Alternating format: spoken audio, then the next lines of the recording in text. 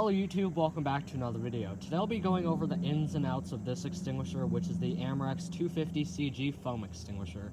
Let's get started. Alright, so let's just go over the main parts of the extinguisher. Like most extinguishers, this one has a pin holder, and then of course the handle where you carry it and discharge it from. Over here you have your hose. This is where the foam would come out of. You can see that it has a very similar hose to a water can, except it has this attachment which helps the foam spread more. This is actually the exact same thing as a water can, just with a different hose, different color scheme, and different head. This right here is my Amerex 240 water extinguisher, and if we put it side by side with the foam one, you'll see that the specifications are pretty much exactly the same. They are basically identical extinguishers, except obviously one is red and the other is polished. And also the hose is different, the label is a little different, but overall they're pretty much the same extinguishers. I can swap the heads and everything. Usually these foam extinguishers do come in the same color as water cans. However, this extinguisher is a specialized one that was manufactured for the US Navy, and that's why it's red, but generally speaking, a foam extinguisher will be the same color as a water can. So usually these foam extinguishers do not have a Schrader valve on the back like I'm showing you here. Generally that's only for water cans. However, on this particular model, because I think it is a Navy model, that's probably why it has a Schrader valve, to make it easier to recharge. Right, so now I'm going to show you how to actually recharge a fire extinguisher or a foam fire extinguisher. The first thing you want to do is squeeze these levers, make sure the extinguisher has no charge left, because if you open the extinguisher when it's still fully charged, it's going to blow up in your face, and that's not good. The second thing we're going to do is we're going to open it. So to open these extinguishers, there's this little nut around the collar. Usually it's just hand tight, but if you need help opening it, you can grab a pair of channel locks. But this one is just hand tight, so you just basically unscrew that until the extinguisher head can come off. Alright, there we go. So now you can see that since we took the head off the extinguisher, you have a nice long siphon tube that goes down into the cylinder, and of course your hose. So we can just set that aside for now. Usually inside of there is this little plastic sleeve that goes down. It's black and it's about that long.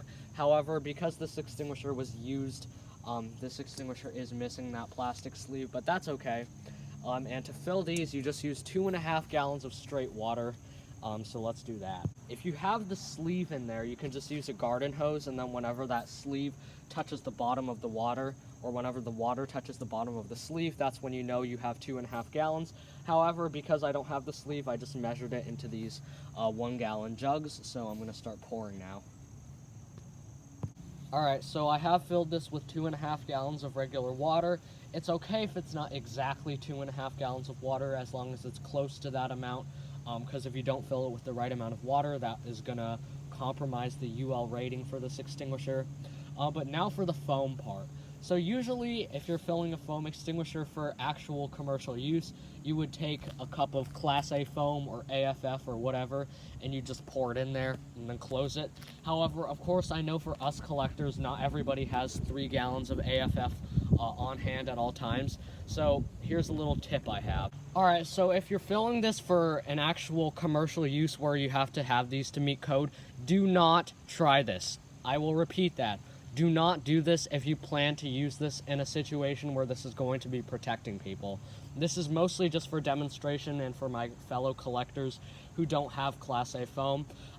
If you have dish soap, which I hope you do, you can just use dish soap in place of the Class A foam, and it will cause the exact same, foamy effect that Class A foam does for, like, way cheaper. Of course, this is not going to be as effective on Class B fires anymore. This will still be really effective on Class A fires. In fact, lots of fire departments actually do recommend using dish soap in your extinguishers because it reduces the surface tension of water, thus making it more penetrating on Class A fires. So basically what you do, just turn it upside down, obviously, and then give a generous amount of dish soap in there. Just squeeze it, and there you go. That should be plenty. Again, this is not for if you're planning to use this for actual protection against Class B fires. This is only for collector and display purposes. So now you want to put the siphon tube back in there like that. you want to, do exactly what you just did, but in reverse. So screw down that little nut on there and then tighten it until it's too tight for you to turn. You don't want to crank this down so tight that you won't be able to open it, so just make sure that you're only doing that hand tight. All right, just a really quick tip. Something that really drives me crazy is when I see extinguishers where the gauge does not line up with the instruction label, because not only is it required by code for it to be that way, it just looks awful if it's not like that. So please, when you tighten down water cans, whatever, always make sure that it's lining up like that, because otherwise, I just hate you. No, just kidding, but please make sure that it is lined up. All right, so now it's time to pressurize the extinguisher. So first of all, if you have a foam extinguisher where there is a Schrader valve on the back, like this, what you do is you just take off that little thing. Don't lose it because they're hard to come by. And then you take your air compressor nozzle tip, and then you just press that right on there and then push. And if I show you the gauge, you can actually see it going up. So I have the camera pointing at the gauge so you can watch it go up. And now I'm going to go ahead and pressurize it. So you want to make sure that you don't over or undercharge it. Make sure it's just right in the middle of the green at 100 psi. So yeah, let's start.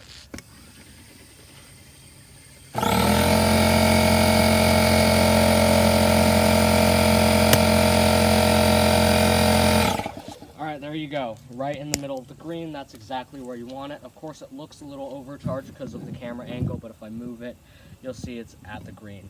Alright, so if your extinguisher does not have a Schrader valve on the end, you can also pressurize it using a different method.